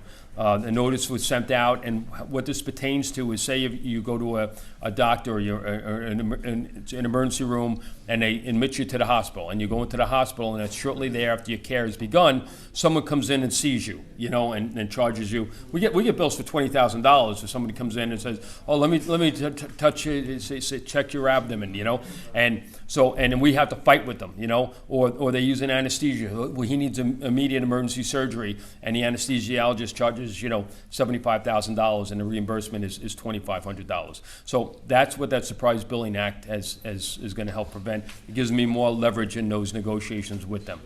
So yes, Ray. There's no RF number on this card, and some big pharmacy chains are asking for it. Okay, well, you have two different numbers. You have a prescription card, and it does have a number on there. Yes, And- it does, but they're asking for the RF number. RDF. RDF. It's on there. It's on there. It's on there. I'll show you after the meeting, okay? Thank you. Believe me, it's on there. Kevin, could you touch on the contractual raise that we got October 1st? Yeah, I'm sorry, yeah. So actually, it's a good thing you brought that up, Roy. There was a misprint in the typo error in the contract that was sent out to all of us. And that is in, I actually brought it with me. There's two places that our wages are. And the first is listed in Article 33, and it talks about all it talks about is the drivers, where it talks about the driver's rate and then the non-CDL driver rate. But what it leaves out is if you go to the back of the book, in the supplement, where it has the wage rates, you will see that it has another provision in there for the. Well, I wish I had known. You brought it to my attention, and I addressed it. I didn't know, and I was driving. You were reading me the article, and I said, "Yeah, that's what it says," because I just didn't remember off the top of my head. Then when I got back to the office, I looked at the book, and I immediately made a call, and it has another provision in there under wage rates for hired after 2014, non-CDL hired after 2014, and it was left out of the contract, but it is in the. How come Overland Park can't do that? Excuse me? Because it is what it is. It was in the economic settlement that was sent to everybody. What you voted on has the accurate information on there. Okay? But I'll find it, but it does in the other, I should have marked this. But in the supplement, it does have the proper information in there. So I brought it to their attention, and so there was a typo in that book. It didn't address people hired up to 2014. Those increases are different from those non-CDL employees who were hired prior to that. So we're going to do a concerted effort to go electronic EOBs. You see, whenever you go to a doctor, you get a paper from us. We have to print it out, mail it, and everything else. It's an expense in terms of postage, manpower, and printing, and envelopes, etc. So we're going to have a concerted effort. You have to actually sign off on getting electronic EOBs. Paperless. I mean, it is like you get it and you go, "Oh, what is this?" But the paperless is the way to go. But you have the lawyers are telling us everyone has to sign off on that. So we're going to ask everybody that wants it to do it. So we're going to have a concerted effort by the business agents asking you and working with the shop stewards to sign off on the paperless EOBs, and we need an email address, et cetera, where that's going to be going according to the HIPAA reg. So we're going to have a big push for that. Important update, any personal information, anything that's changed, you moved or anything. One of the biggest things we continue to see is people not updating their beneficiary. We don't know how many ex-wives have received life insurance payments that new wife thinks that she should have, or simply because the member did not update their beneficiary card. So make sure if you have any change of address, we're asking people for cell phone numbers now. It just makes it easy to be able to contact you during the day if we have any questions about anything. So we're gonna ask you to update your personal information. We had some confusion. Go ahead, Ray. Also, we have not heard anything about the bereavement. 4 days for bereavement. Yes, I'll talk to you after. We've spoken about that. You're filling in. If the letter of the law says, you know what it says, so, okay? So, dental benefits are with DDS. Sometimes people go, I have Empire Blue Cross. When they go to the dentist, vision is through Davis Vision. And one other issue we're having is is anyone for psychological, mental illness, or substance abuse. Some of them are going to out-of-state facilities, and that's okay. But you need to.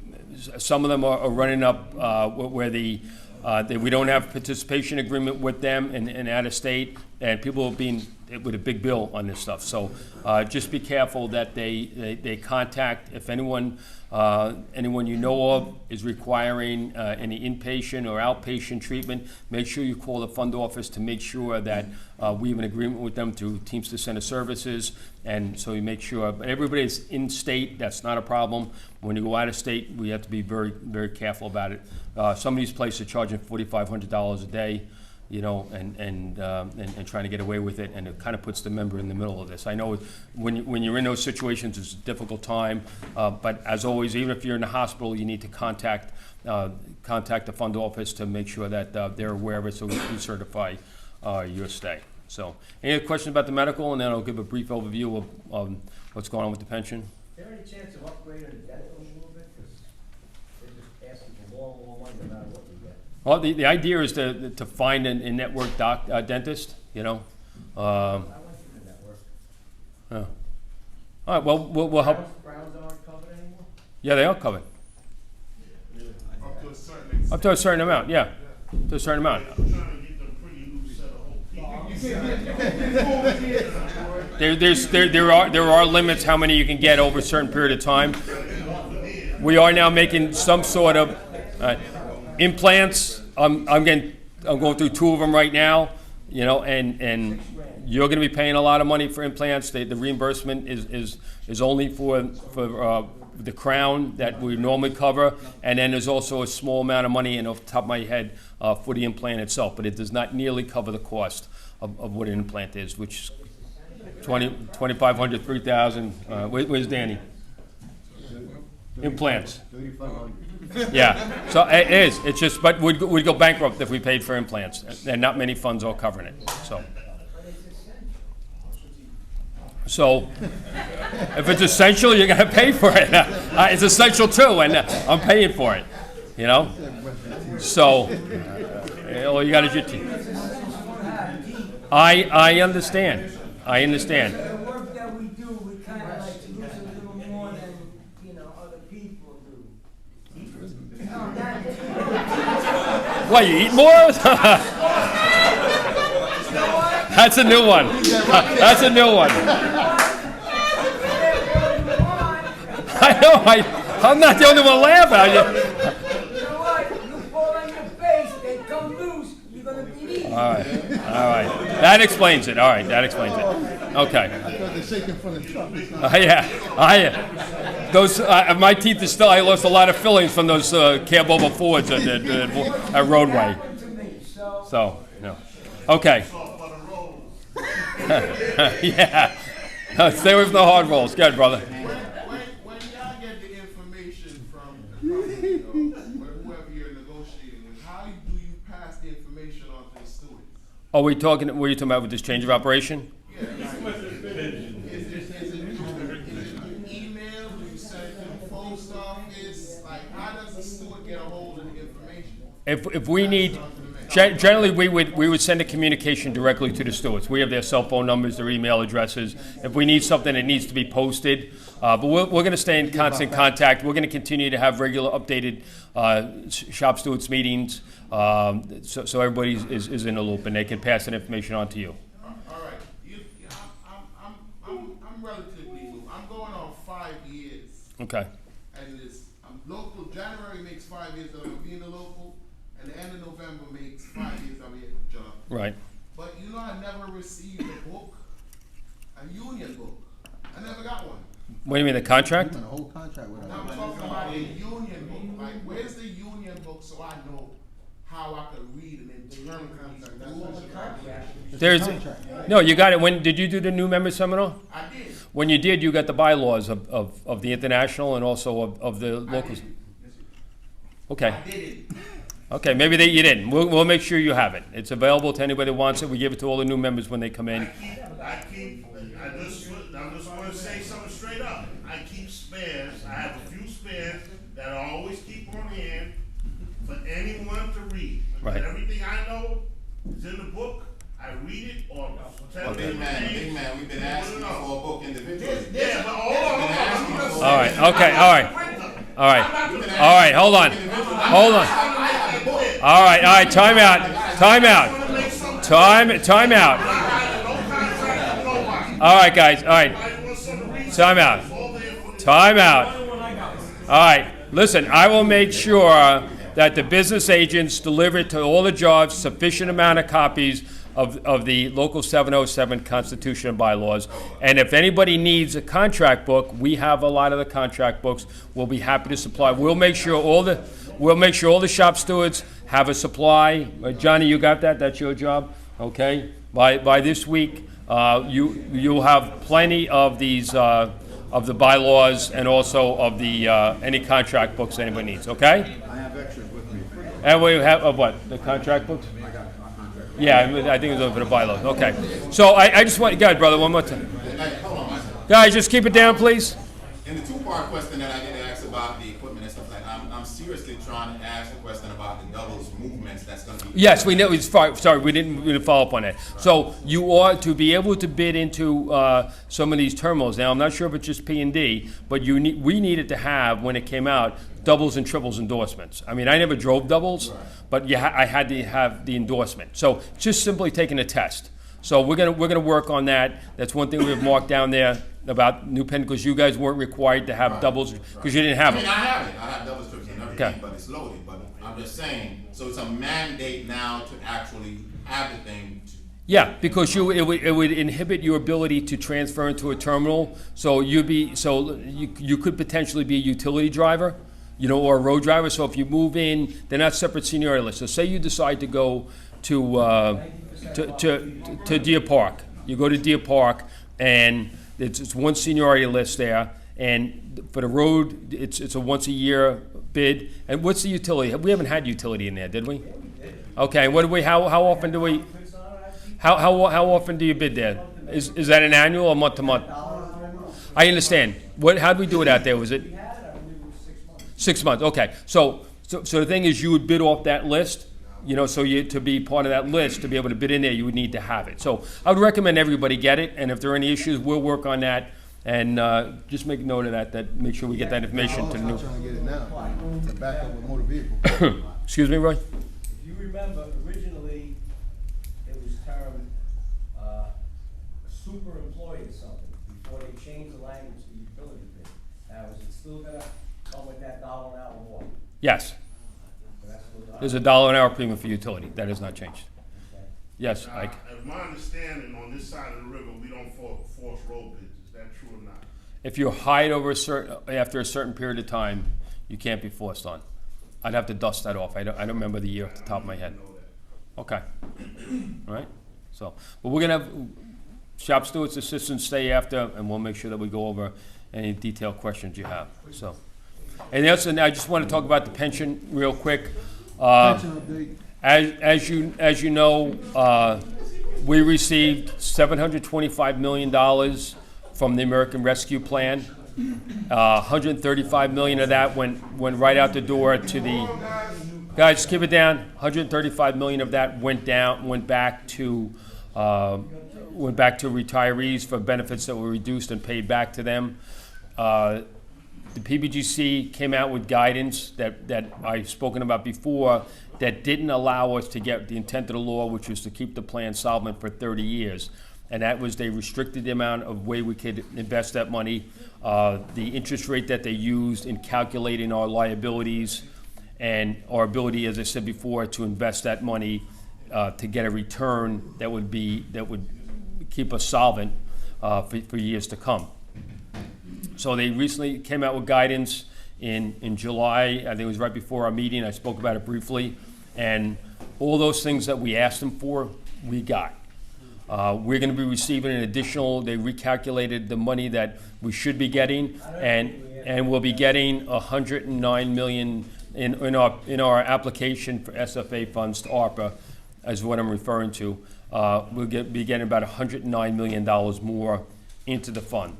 More importantly, is that they're going to allow funds to invest up to 33% of that money that we're given into return-seeking investments, which are equities, but it's very detailed, very constricted in terms of what equities you can get into.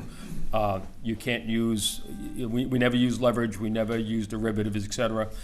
There's limits on what you can use on your fixed income, but with that ability to get a 5% return instead of a 3% return, it's going to go up significantly. And when we first did the calculations, interest rates were very low, and now they're higher, so you get more of a return on there. So our fixed income is going to do very well, and the ability to put money into the market, which we've just started to do now, which is good. The market's at a low point. To put money in, and we're doing very conservative investments. We're going to be about the 30% range in there, and I believe that's going to give us the ability to be able to make that 30 years and well beyond. I think the investment returns at a prudent 5 to 6% return is going to be so significant for us in safe investments. We're required to keep, as part of receiving these funds, 1 year of reserves in cash funds.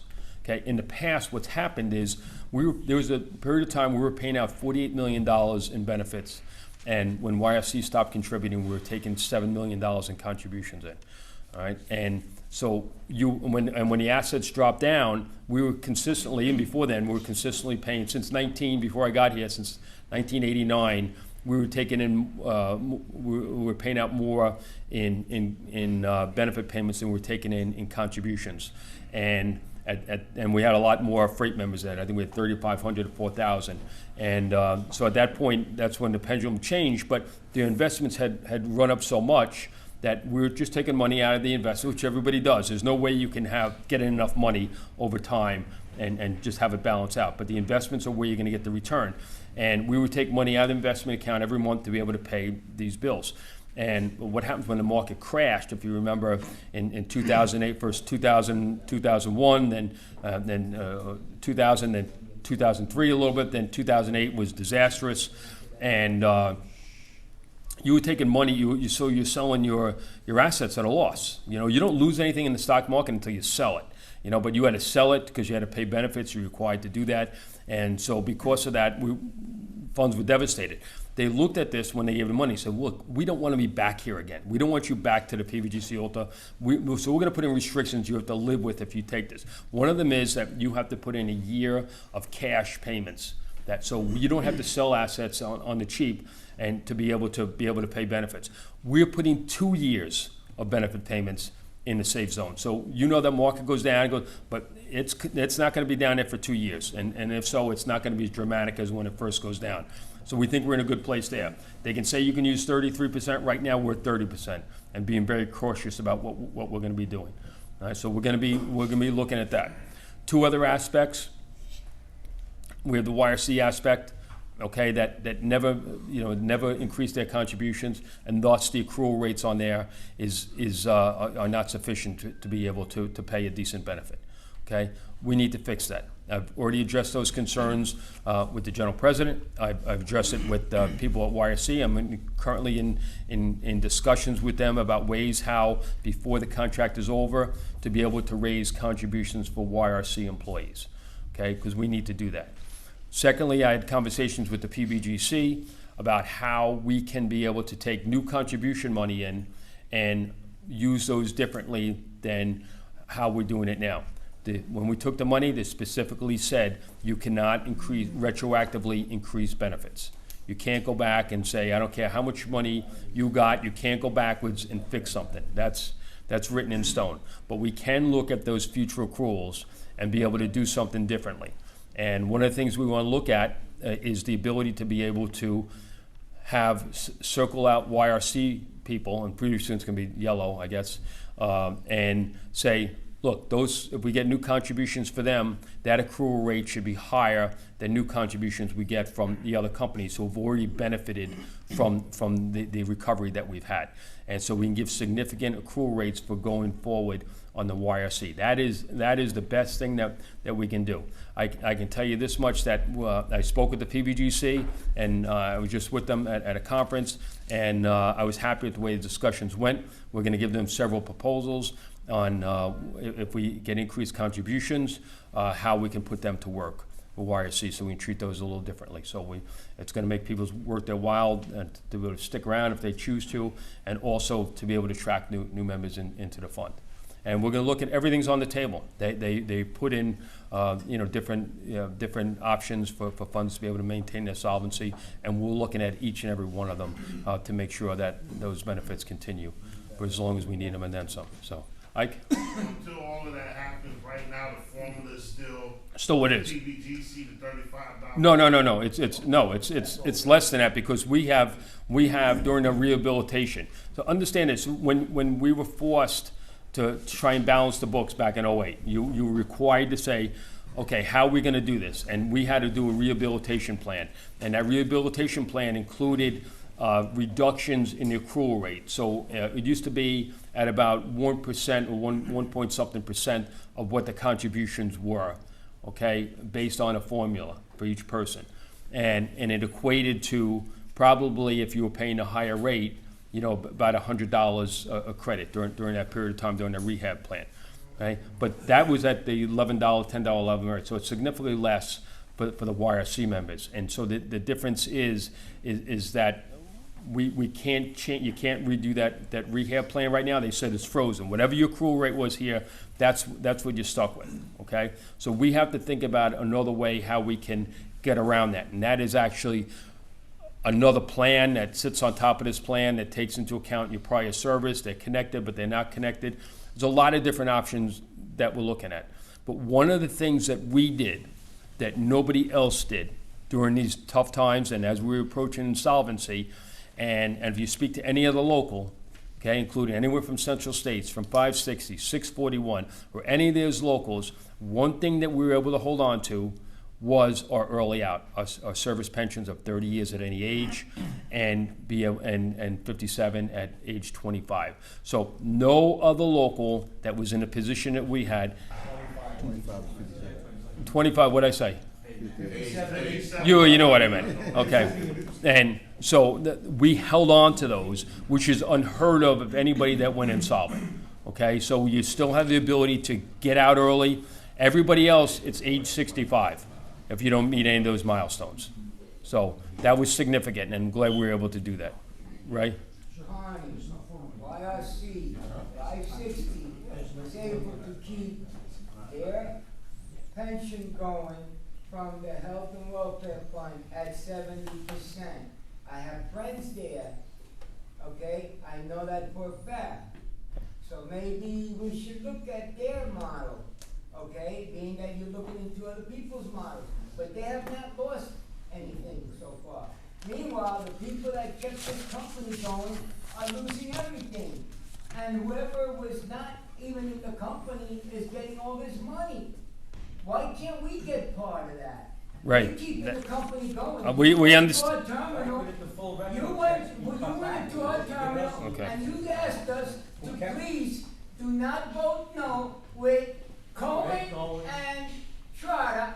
You were there and you said, please vote yes, okay? And we have not seen any of this money. Meanwhile, 560 got it, okay? 560 managed to do it for their employees, for their union members, but we are not getting any of it. And we've kept this company going for how many years, you said? That's nice to So say, why don't we Ray, that's get nice to people- say, but that's not an accurate statement. 560 went insolvent, okay? They were paying the PBGC guarantee. Don't bring in here stuff that's not accurate, not true, okay? I know what's happening with 560. I speak with them on a regular basis, okay? Okay, but the other All right? one's pretty accurate, though. It is not, Yes, okay? it is. Yes, Okay, it is. okay. Anybody else about the pension? So if I can, go ahead, brother, you had a question? Yes, I'm working 5 years. I want to know about the union pension. How much year you have to work before you're locked in? 5 years. 5 years? 5 years. And from date to date, or? It's a 5 years, so you have to work to be vested in each year. You have to have 1,000 hours of vesting credit in each year. So you got to count the first year that you had 1,000 hours in. Okay. That's where it starts, okay? So you could actually start in June or July of a year, and maybe sometimes August if you work a lot of hours. And the overtime counts towards the vesting, okay? Not on the accrual, but on the vesting. So if you worked 1,000 hours in a year, that first year you work 1,000 hours with your overtime and you pay time off, that's when your vesting year starts. And let's say with the recession, what happened right now? If you leave and you make the 5 years, did you carry your pension with you? At age, you'd be able to take a pension at age 65. Yeah, but you carry it with you. Correct. Yes. Another question I wanna ask. During the pandemic, we was promised $25,000 for essential worker, as a hero worker, and we worked through the pandemic. All the way through. All the way through. I know agent have this money, because my wife, she work and she have it. A lot of people don't know why the union now fight for, we have this money, because I know a lot of guys work during the pandemic, and the money available, All right. and we don't have it. I will look at that. I'm not aware of, that's the first time I'm hearing that the essential work. Okay, well, I'll look into it. No one else has said, hey, we're getting that money and applied for it, so I'll look into it. The news, the radio. Essential workers? Yeah. The money available, but the union or the company, they have to put in for the money for the worker having. Yeah. But the problem is that money goes to the company. No, this supposed to come, my wife, she work at health benefit and she get that money. Okay. What company doing the money? Yeah. I don't even know if they applied for it, but I know in That's something I want you to look into, because Okay. the company have to, I can tell you this much. Okay, this I know. The union applied for that money for the workers that were still there, okay? And that money doesn't go to us, it goes to the union. Okay? So they made that application, and my understanding from our accountant, and maybe he doesn't know what he's talking about, that money has to go back to the union. It doesn't go to each and every one of us. But they count Kevin McCaffrey and Chuck White and each and every one of us, they count and they calculate it, because we were essential workers, we continued to work, we continued to keep people working. That money went back to the company. I will look into it. I don't want to, I'm just telling you what my accountant said. Maybe he was mistaken. all of us volunteer work, we all miss our life. Brother, I'm only telling you what I was told, okay? I'll look into it further, and I'll give a report back. Because people who wasn't working, they was getting 2 paychecks per month. I understand. Wasn't working, so we all should have do the same thing. I understand, but I didn't know, I don't believe from what I was told Because that, we've been fooled, that's what we've been, that what? we've been fooled. We've been fooled. Okay, maybe my accountant doesn't know what he's talking about. I'll ask him again, though. Okay? So, and I don't know of anybody else in the industry, in the regular industries that are getting. I don't want to, I know you know your wife got it. I don't know those circumstances. Okay? So, I really appreciate it. we'll look into it, though, okay? Thank you. I'd love to get that money for you guys. Thank you, man. Okay? Great. Anybody have anything else? That's all I have under the, and we had some veterans pins for the veterans. And I know we haven't done the regular stuff, but do we have any, go ahead. Yeah, well, just so that we clear, after the credits dropped down to $89 a credit, and then when we went into trusteeship, the PBGC guarantees 1/3. Those years of service is at what rate? Would would depend upon how many hours that you worked in that year. It could be anywhere from 20 up to the high 20s in terms of what you would have received. 35 The most would be 35.75. Okay, and I'll show you how the accruals could work. And actually, we are going to put on, we're going to go live. We have a pension benefit calculator. And we want to get through all this stuff first and then put it on. It's ready to go. So you could just put in, you'll be prompted to put in a passcode, create a password based on the information you put in, your RDF number, and then they'll be able to calculate what your benefit would be today, tomorrow, or into the future. Okay, I think it'd be helpful for everybody. That's a big thing. We're gonna get that started within the next month. You'll see that live. I'll let everybody know. So, do we have any veterans in the room? Did you receive your veterans pins? You didn't? You did. Okay, so you're the only one that didn't receive their veteran pin? Then come on up here. We have a veterans pin for you from Local 707. We created these. We want to recognize our men and women in service.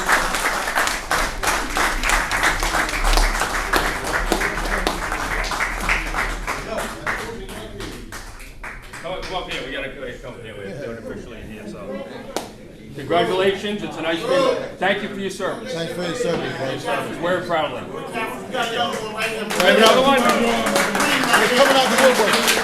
Who else we got? A Marine? Whoa. Whoa. Who are you?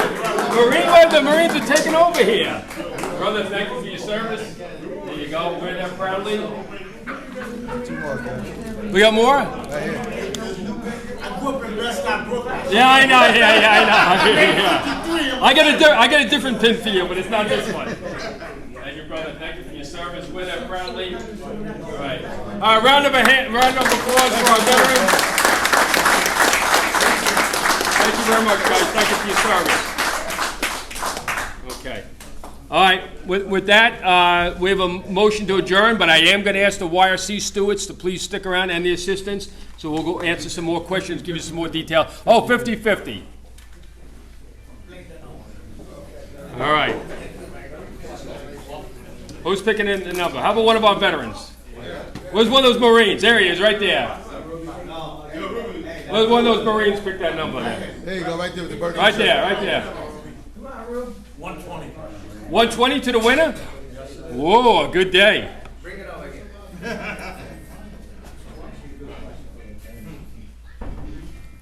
All right, the winner is, glasses for this, 691-2464, 2464, the last four numbers.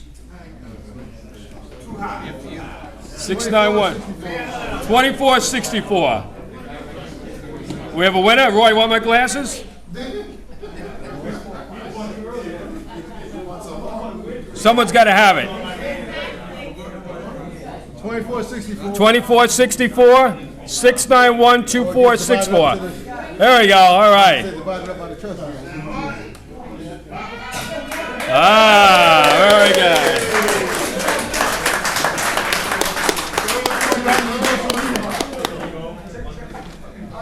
That's it. That's it. Put my glasses on. You got it. It's a winner. Congratulations. All right, do we have a motion to adjourn? Anthony, second by Billy. All in favor? All right. Thank you, everyone.